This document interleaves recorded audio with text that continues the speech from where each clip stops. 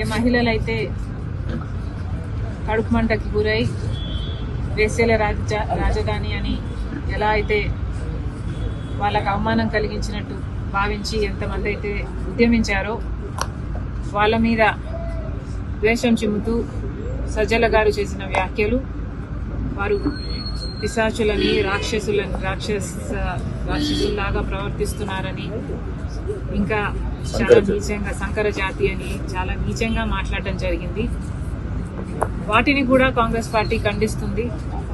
తప్పు చేసినప్పుడు క్షమించండి అని అడగడంలో నామోషి లేదు. అలా కాకుండా మూర్ఖుల్లాగా చేసిన తప్పే మళ్ళీ మళ్ళీ చేస్తున్నారు. ఇది వైసీపీకి కొత్తేమీ కాదు.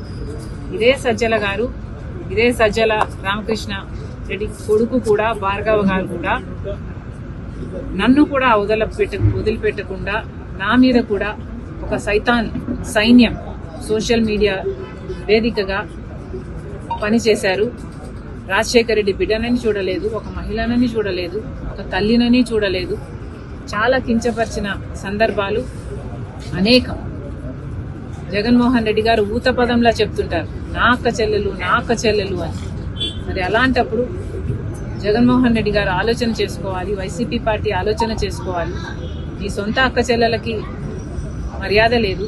కనీసం రాష్ట్రంలో ఉన్న మహిళలు, మీకు ఓట్లేసిన మహిళలు, మిమ్మల్ని ఒకప్పుడు ముఖ్యమంత్రిని చేసిన మహిళలు, కనీసం వాళ్ళనన్నా గౌరవిస్తే మీకు రాజకీయాలలో భవిష్యత్తు ఉంటుంది, లేకపోతే అది కూడా మిగలదు.